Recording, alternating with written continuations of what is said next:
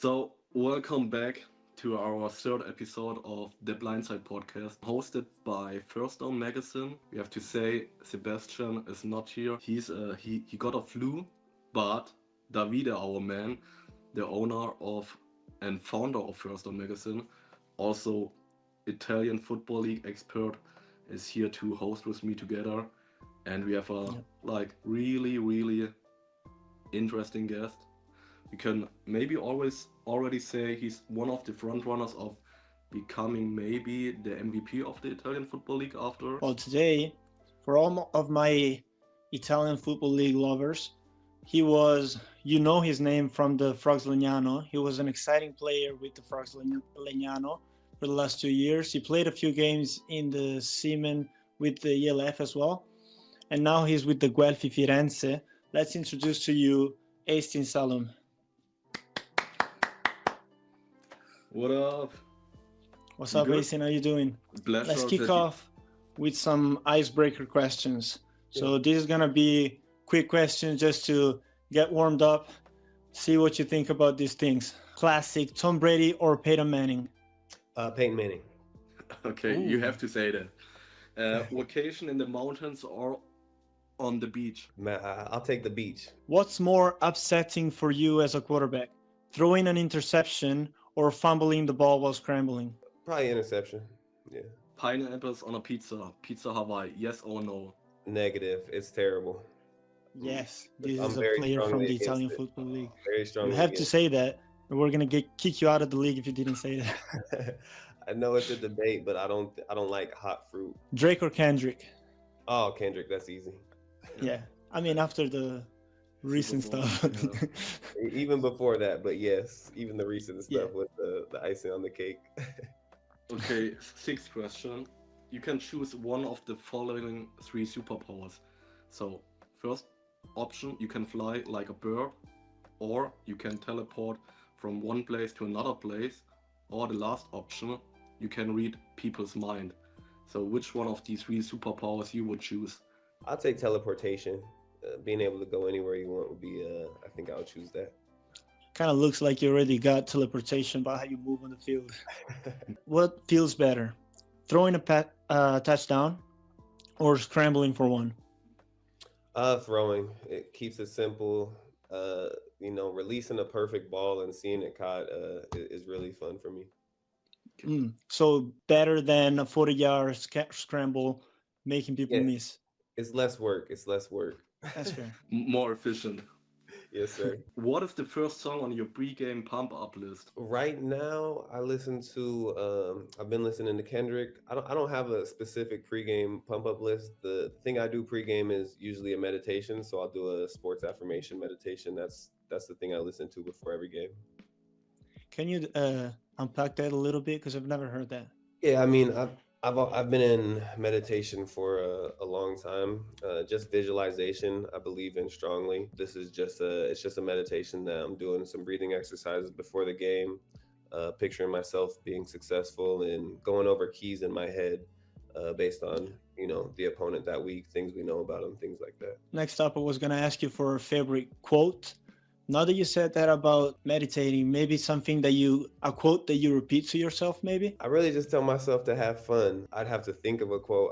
I do enjoy quotes. I always go to there's jokes about AJ Brown reading Inner Excellence. I read a book called it's called The Book of the Five Rings. There's a metaphor about, so there's a duck on a pond and you can't see his feet.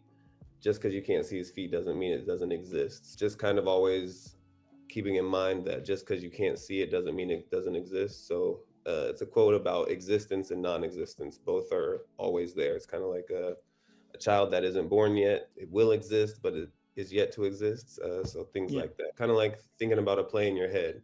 You have to see the play before as a quarterback. So see the things that do exist. Same thing with maybe a blitz. Maybe you're thinking that a blitz is coming and it's not actually coming. So just discerning between those two things. Family Guy or American Dad? Family Guy. Yeah. My pops likes American Dad a lot, but I enjoy Family Guy mostly because of Stewie. I think he's really funny. Stu is the best. Facts. But I hope you liked the little warm up with our icebreaker question. Now we want to get to know you more as a person, but also on your football background. Yeah. So if I did my research right, you went to, I hope I pronounce it correctly, Regis Jesuit High School in Aurora, Colorado. That's correct. Yeah. Okay. So did you already played American football during your time attending to high school? Yeah, so we have Pop Warner in America, so it's called the AYL. So I've been playing that growing up. I actually went to a small. I didn't go to a regular middle school in America. I went to, it's almost a home school. It was my church's school. So going to Regis was my first time going to like an actual American school. It was a private school, and I got a scholarship to go there, so it was nice. Are you particularly religious? You said it was kind of like a homeschool, or and Yeah, also meditation also comes many times together with religion. So are you yeah. particularly So religious? I would say I'm more spiritual than a particular religion. I grew up being in Italy. It's really cool for me. I grew up. I know the Mass in Latin, so Mhm. that's what I was raised under. That's But impressive. I do not still attend those things. I would say I'm more spiritual than a particular religion. You started like already playing quarterback in high school? I actually was 5 foot like 3 as a freshman. I was really short, and I Wow. played defensive back. And then my sophomore year, my dad was a quarterback, and we worked on throwing, and he taught me the mechanics. And my sophomore year, I switched to quarterback in high school. After you like received your high school degree, you went to Colorado Mesa University, NCAA Division II college. So, Um, how is the story behind it? Like you got a scholarship, or how you decided to join this university or this football program? yeah, so I actually my first year out of high school, I walked on to a junior college in Scottsdale, Arizona. I Okay. didn't play there. I didn't start my clock. You start your clock once you take 12 credits. So I did what's called a gray shirt, and I only took 9 credits of schooling. And then I ended up going back home for some family stuff. I had some family things to take care of back home. And then I walked on at Colorado Mesa. I had talked to that coach kind of being recruited. He was at a different school, and then he ended up at Colorado Mesa. And Oh, I got into the school, and I asked him if I could walk on. And there was about 5 quarterbacks when I arrived. So then I went back to what I played my first year at high school. I played defensive back a little bit. That's actually where I credit most of my knowledge of offenses from, is because I had a really good defensive coordinator there. His name was Coach Patterson. He taught me the defensive game, so I learned the defensive coverages, defensive schemes really well. I ended up earning my spot, or they gave me a shot at quarterback after I played gunner on special teams. We can see already what type of quarterback you are. You are not a Peyton Manning or Tom Brady, who is a classic pocket quarterback. So you are more a dual threat. Like you are, I guess, like how you describe yourself already. And of course, I watched tape. You are a more athletic person who can run, who is shifty. How you would you describe your quarterback playing style? Yeah, so when I answered the Peyton Manning question, it wasn't because of the Broncos. It was actually Okay. because my dad is from Indiana, so I was a Colts fan. Peyton Manning and Michael Vick were like my 2 favorite quarterbacks, so I always saw myself as a mix between the two. I think we're seeing the game of quarterbacks evolve. Obviously, in the NFL, if you can run, it just gives you more options, but you still see guys like Lamar, Josh Allen, even they're still playing from the pocket. You have to play from the pocket, and if things break down, or say you don't have a great O line, or just blocks are missed, then obviously having legs to run is an advantage. It gives the defense another thing to game plan for. In my particular case, you probably have to spy me, so linebackers have a little bit more trouble getting out into coverage. I just love football.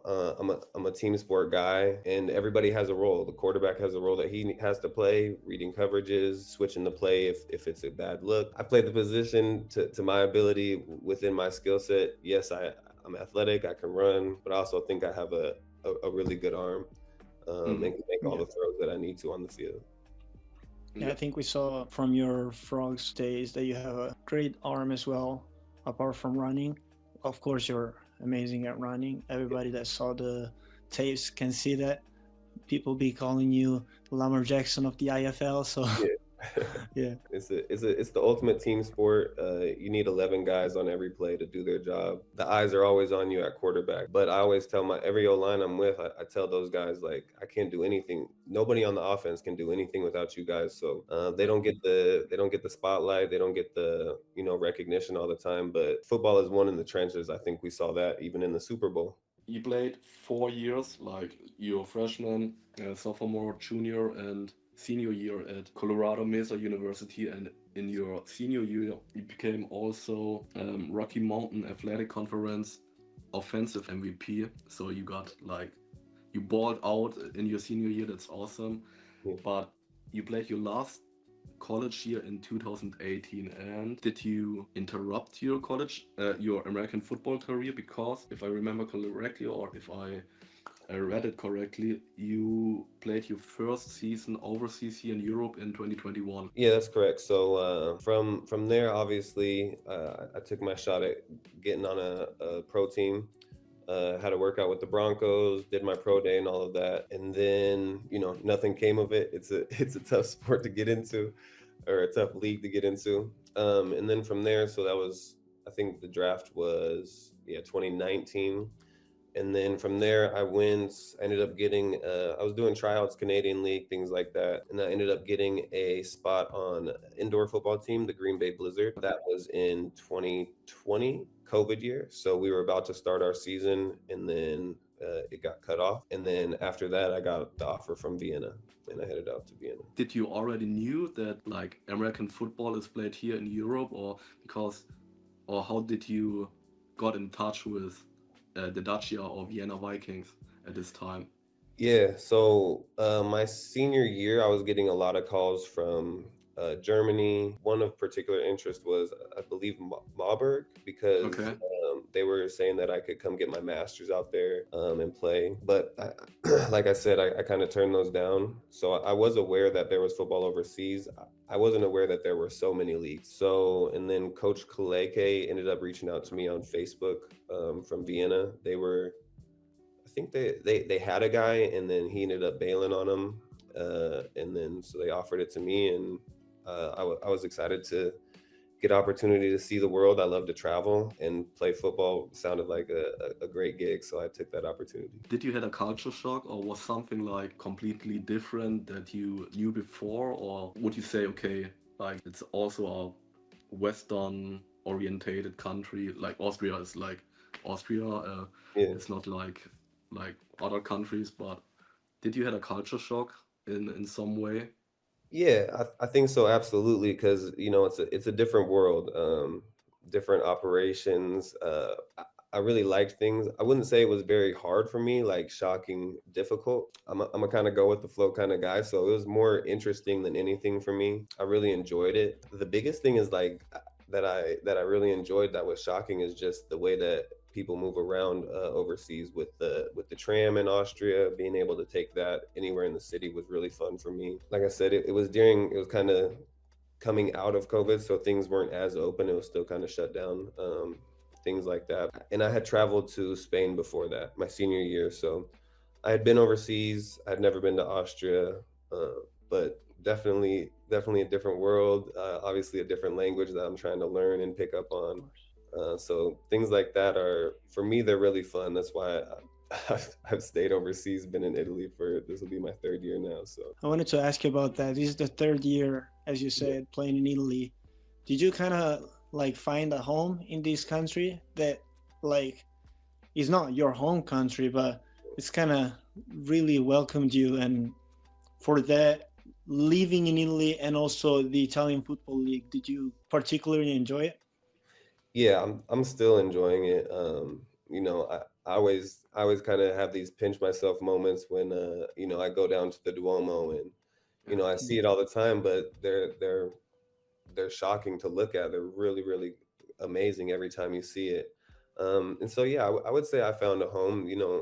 the guys, they play for the passion. Obviously we're the only ones that, for the most part, there's a few Italians that get paid and things like that, but Of course. every time, I just appreciate the guys that are on the team that give me the opportunity to come over here, play the sport I love. I'm really interested in continuing to help grow the sport over here as well, because I feel like it's given me so much experience and giving me the opportunity to see the world. And I continue to learn every year more about the sport as well. Should we start from maybe the first year and a half, because you had to cut off the second season of the IFL with the Frogs Lignano. How was it playing for them? We know the Frogs Lignano haven't been a competitor in the last few years, but still a very solid team that's kept competing in the IFL. So can we start talking about that first, that experience? So my first year, they didn't really necessarily earn their way into the IFL. Most teams, like Yeah. this year, Aquile and the Pirates were some of the top teams. They took the Seaman spot as they went to the ELF. So the expectations were really low, and that's what I really wasn't used to. And I had to I told the guys over and over again, like, because we went and watched the the 0 week game between Scorpions and Guelfi, and I was telling the guys on the team, like, yeah, they play hard, but they're not doing anything that you guys can't do. So I think we can Yeah. compete. So just kind of trying to focus on that mentality that no, we have a chance. We just have to, execute and work harder. Coming in that year, no expectations. We won 3 games. We had to forfeit one to the Yeah. Warriors, who were defeated. Their first win was against us as we forfeited. Remember. However that happened. So otherwise, we would have been in the playoffs that first year. So I thought that was really cool. And then last year, I had Damon, which was obviously an amazing Yeah. talent to be able to throw Giuseppe it in. was so fun to see you passing with Giuseppe, who was such a great weapon on offense, and Yeah, also your rushing, and like seeing that work together was amazing to see in the yeah, IFL. yeah. It was fun, and we were at the end of the day, we were the closest to beating the Panthers last year in the playoffs, Yeah. score wise. So that was a lot of fun for me being underdogs. I felt like an underdog my whole life, so being on a team that was seen as an underdog, rated, I think in the first week power rankings every year we were number 8 or 9. Yeah, they So always gave you bottom. yeah, yeah. Yeah. So kind of beating the expectations there, and we were really close. A few mistakes in that playoff game against Parma last year from possibly being able to advance and give ourselves a chance in the semifinals as well. So Part of the reason why Parma won and went on such a great run in the playoffs was the fact that they were able to beat you, because it felt like your offense was not stoppable, and they kind of were able to edge you, and that gave them the confidence. So I think yeah, it speaks volume on the Frogs to have the IFL champions so scared, and as you said, the closest game in score wise. yeah. No, it was fun. But give it up for Parma. We beat them in the regular season. It was a shootout, 55 to Yeah. 50, and then they made adjustments. They kind of bled the clock a little bit more, and like I said, they made adjustments. They almost had 3 guys on Damon. So there was, we missed a few plays, had a few different snaps go awry, and Parma's a really good organization. They have great coaching. So those things matter in the Yeah. playoffs. Those the small details in football, they usually get brought to light in the most intense moments. So not having that experience and things like that probably contributed to that as well. But it was, like I said, it was a fun season. I had a great time with those guys. I have a lot of love for all of the Frogs, and them giving me that opportunity. Yeah. Did you follow their home opener? I Wait, no, had I actually, had maybe it just was at Acona. Yeah, we had just finished our game, I think, when they were starting. So we were still kind of hanging out after that. I did see I saw it was a back and forth game. I haven't really watched the film. I saw a few plays, but obviously they got a lot of Seaman guys Yeah. from the ELF, and You so got Luke played too. with I played with all of those guys. I played with the guys with the Seaman that ended up going there, and everybody was talking about it that year because they were kind of shaky about the Seaman situation once I had arrived there. So Yeah, let's talk about that Seaman brief sequence with the Seaman at yeah, the end of their season. First of all, how much do you think playing for the Frogs helped you be the first option for the Seaman when it came to it? Because we know in Italy there is a very good relationship between the Milano Seaman and the Frogs Legnano. How much do you think that helped? And also, what was it like to play in the ELF with a struggling team but still trying to compete every week? yeah. I think, obviously being right there in their backyard, playing in the same stadium, maybe they had watched me and seen what I could do. They wanted to bring me in to kind of be around for the end of the season, and then that ended up uh, parlaying into them wanting to see me play. But like you said, kind of same situation there that I started with the Frogs. A team that was kind of beat up. It had been a long season, and then not much practice reps with the guys. I think 2 practices before the first game. A fun experience. There was aspects that I thought was going to be harder. Like, I didn't think I would be able to run as well in that league, but you know I was still making the guys miss. And then obviously everybody else around me was a little bit better. Better than a better team, but then better competition as well. So then it still just boils down to being able to execute and what's the game plan, and who we were going against. And those guys, that's a true professional league. All of those guys are in meetings every day. Munich and Tirol, those guys are, that's what most of their guys are doing. It's a full-time thing for them, as opposed to not as much time spent in the offices, in meetings and things like that. So it was definitely a fun experience. Got to play some more football, which was fun. Can I ask you at this point, like how difficult, because you came like pretty late in the season, only 4 games left. How difficult is it as a quarterback to join a team like late in the season, but also to maybe learn a new playbook or new terminology? Did you have like how you managed it, or how the OC or the coaches helped you, or the team? Yeah, the guys were really supportive. We knew the situation we were in. Maybe we would have had to win out and maybe still not been able to make playoffs. So just showing up and competing, having pride in that was important. The terminology, football, everybody, there's only so many routes to run. There's only so many concepts. And I've been around the game for a long time. So just seeing what concepts coach wanted to run, terminologies, cadence, and then the bigger things is understanding how I like routes to be run, or what I'm expecting, and then the wide receivers being able to do it, and then you add in the coverages. That's the difficult part, is Yeah, the you don't really timing with get the that. receivers and stuff. Yeah, the timing, the film study, and understanding how your guys are going to react, because the surge, they do a lot of things with rolling coverages and moving.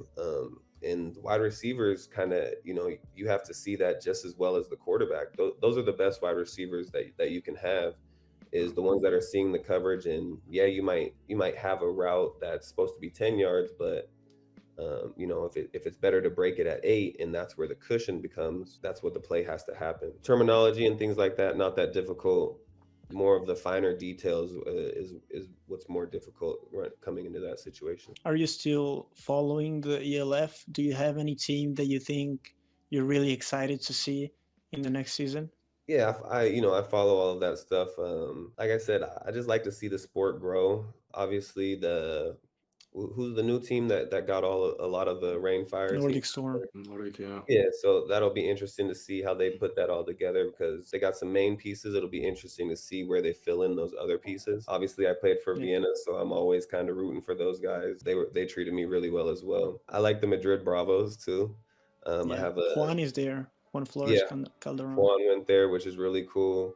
Yeah, And then Mario. Yeah. there's a safety Pablo that went to Colorado Mesa who plays there as well. So I was kind of pulling for those guys also. So you kind of knew this guy from earlier? I had never met him. He was there after I was there, but you know, I Okay. still follow my college, and then I had seen that he signed with Madrid last year, and kind of said, "Hey, good luck." And I was watching him play for there. I think he had a really good season, I believe. Yeah, Pablo Araya is. Yeah. Hmm. Yeah, he had a really nice season. Yeah. Yeah. So that was cool to watch. Right. So let's get to the final part of the interview, which is, of course, we need to talk about this ELF start and this ELF season in general. First of all, let's get you talking about the week 1 game from yesterday. Yeah. Obviously a difficult situation for the Pirates, even though they were 8-0 coming up into the first division. The game is faster, so for those guys it was probably a good experience. And then, you know, Guelfi has a really great culture. They do things a certain way all the way down. I ended up coaching their U18 team this winter. I was really impressed with the overall culture of Guelfi when I got here. Those guys, the young guys, work out at the field, and they're constantly there. They have a young QB that is really cool. He's playing for the Division II Trappers. He's always working with the guys. So I think that those two things, those two forces meeting, we have a solid offense with me, Fimi. Man, we have great wide receivers with Frankie, Mibe, Formoso. So, you know, we have a powerful offense. So a good warm-up game for us. But we're going to have to continue to get better because just watching the league this year, I think there's a lot of really solid teams. Of course, you have love for the Frogs Lignano, as you said, but did you see a particular switch of how the game is tackled and everything is prepared and the coaching and everything from coming to the Guelfi? Because Guelfi has been a team that's competing to win leagues. They lost the last two finals to the Panthers Parma. Yeah, absolutely. I mean, we my last season we had an offensive coordinator, but he kind of didn't work out in the early stages, and we didn't replace him. So I was running the offense, which is hard. There was difficulty there because I'm not an O-line coach and I don't speak full Italian. And you know, everybody on the line is Italian, so just having that support here, they have a full coaching staff. And you know, I think the Frogs, you know, fixed that situation. They got an offensive coordinator and things like that now. So just the cultures at a, you know, at a business. To me, football is a game of life, and you can look at it from a business standpoint, how you show up to work, or, you know, in this case, it's a sport. So how you show up to the sport and how you practice your craft and the support that you have around you. It takes a total team effort from the bottom to the top. You're only as strong as your weakest link. And obviously here and in Parma, they've had a great history of putting themselves in great positions to win. It's about the details, the day-to-day work. So a great shift. Guelfi has a great culture, and I'm really excited to be here. I've been today to the Panthers Parma games against the Lions Bergamo. I can tell you the Panthers looked they weren't using their starter the whole game. Like not the whole game, like maybe in the second quarter they came in with the backups, but they still had a 35-10 win. Yeah. How you live in this rivalry between the Guelfi and Panthers? As I said, they're the two main teams battling for the championship. Of course, there is other teams that are competing, but that's the two top dogs. So how are you living this rivalry? Is there like culture within the locker room, like fuck the Panthers or something? Not really. You know, we haven't. That hasn't been a big topic since I've been here. You know, Guelfi lost some of their players to Aquile. There was a lot of movement. You know, a lot of ELF players, like I said, bounced back. So to me, I'm just keeping the focus on it's a new season. The teams are new. Nothing from the past is going to affect what happens on the field that day. And all we can control is the opponent that we have each week. So right now, the focus is Lazio. That's who we have next week. And, you know, Parma's even in a different division. So we don't even know if we'll play them this year. And we have a lot of work to do and a lot of things to get better at, to put ourselves in the best position. Because, like I said, we can only control what we can control. And that's our attitude. That's our effort. and the work that we're putting in to make sure that we're the best that we can be. And then you let the cards fall where they may. Maybe a little bit off topic now, but you mentioned already, yeah, your O-line is fully Italian. Maybe there's sometimes a language barrier. You're playing like third year in Third. Italy. Yeah. Do you know some Italian words, or did you like have a small talk in Italian? I can have small talk. I can understand better than I can speak it. Maybe a little bit of fear, and then people also bail me out a little bit because everybody speaks at least a little bit of broken English as well. So we'll bounce back and forth. I'll always try and learn stuff with the guys. A lot of cuss words most of the times. I mean, Of you have course. to a lot with your hands. And Yeah, you can speak Italian just with the hand motions as well. So that stuff's fun. And then, there's always there's a few guys that speak really good English if they've gone over to America for a few years. And if you ever need anything translated, you kind of call that guy over and say, this is exactly what I'm saying, and kind of play it like that. Awesome. How about living in Italy? First of all, did you prefer the Milano or Firenze? Are you living in Firenze right now? Yeah. I'm in right outside of Firenze. I'm in Scandicci. All right, nice. So which one did you prefer the most? And in general, living in Italy, what's it like? What's the vibes? Yeah, great vibes. Obviously, like I said, I keep on coming back for a reason. It's not only football. Football is a big part of it, but the lifestyle for imports outside of it is a big deal throughout the season.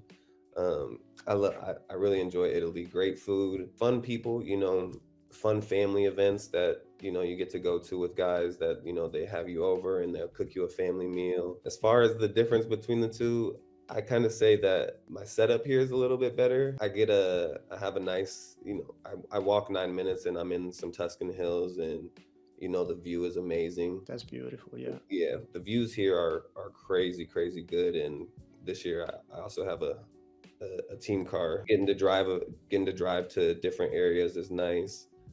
So for that aspect, they're different. The food here is, I think the further south you get, the better the food gets in Italy, maybe. 100%. So the food here is really good. But the food was great for me up north as well. So Did you try the Fiorentina steak? Or in general, what's your favorite food being in Italy? In general, lasagna is really good. I didn't try tiramisu for a long time because in America I tried and I hated it. And then I was at a team barbecue, and I think it was his sister, brought a homemade tiramisu, and they're like, you just have to try it. And I tried it and I was like, oh, okay, I get it now. So I tried It's a tiramisu. different thing. Yeah, I tried tiramisu everywhere I go. One of my favorite meals was probably when I visited Rome and had the carbonara down there. Really, really good. The food that's at the my grocery favorite type of store is pasta. great. Yeah, the food at the grocery store is even great. Like just the eggs are amazing here. It's a lot of fun. Like I said, I love traveling. I enjoy learning different cultures and different perspectives. So that's all part of the journey for me. Are you learning to cook yourself any Italian dishes? I cook breakfast. My partner's actually over here with me, and she's an amazing cook. She cooks delicious lasagnas. She'll make, we have chipotle. Sometimes we miss things from back home, so she'll make the recipe with the fresh food that we're able to get here from the store. So like she'll make it's a Mediterranean dish. It's called cava in America, and chipotle. She makes her own chipotle here. So I don't have a particular Italian dish that I'm nice with, but I do want to get good with carbonara. If I can bring those skills home, that would be the one. Carbonara is the first thing that every Italian boy learns. That's the first Literally, step. there is a running joke in Italian women culture where it's like, the fuck boy is always gonna bring you home and cook you carbonara, because that's like the base. I gotta get that. Yeah, we were having dinner over here at my place the other day, and I asked the guys, I was like, wait, so can you guys all make pizza? And they're like, yeah, it's part of the culture we learned growing up. I was like, that's very interesting. Yeah, maybe I wanted to ask you, how is the situation like? But I think you already explained it, or you answered it. Like you living together with your girlfriend, fiancé, or like partner. So you don't live it's not an import house, or you don't live together with other teammates? Only you have a flat for your own or house? No, we have a kind of our. It's like we each have our own little section, but it's the same townhome. So I have my Okay. own section upstairs, balcony and bathroom. We share a kitchen. So I'm here with Frankie and our defensive end Jan. Yeah, we have a nice living arrangement. Real peaceful, real clean. That's my biggest thing. And we keep it business here. Okay, okay. Nice. So, last question. We're gonna fade out after this one.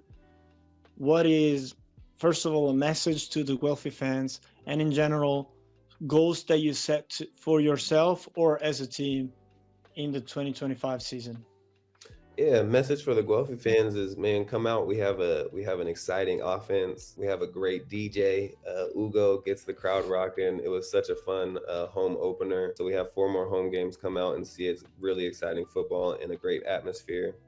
And as far as goals, my goal is for the season for us is obviously to one step at a time, but the end goal is to get to Ohio and win the championship. And I'm working with actually the DJ Ugo because he's also a quarterback. He has a quarterback academy here. I want to continue to give back to the game, grow the sport in Italy, do all that I can to help the sport that's given me so much over here as well. And also, if you get to the championship, apart from getting to play to win it all, you also get to have Chipotle again because you're playing in the United States. That's So right. that's a win-win. Right. That's right. The Mexican food is a little bit lacking out here. That's the only thing in Italy you can't find. Kind of far from Mexico. I know. There was it was a charity bowl today at Guelfi. It was the older players. And a team came all the way from Mexico actually today to play. Oh, Crazy. Yeah, it's on YouTube. We streamed it, but I thought that was really, really funny. But that's what you said, because when I texted you, you said you had to work at a game. Yeah, I was helping. Like, were you doing like commentary? I was running the graphics and the camera angles. Oh, okay. Fanu was doing the color commentary. I have my. Do you have I got a background with that? Yeah. My degree is in mass communications, so I did some broadcasting at Mesa. I have media setups, so and I do a little bit of marketing on the side with my partner as well. We have our own little business too. So we have to add us on LinkedIn.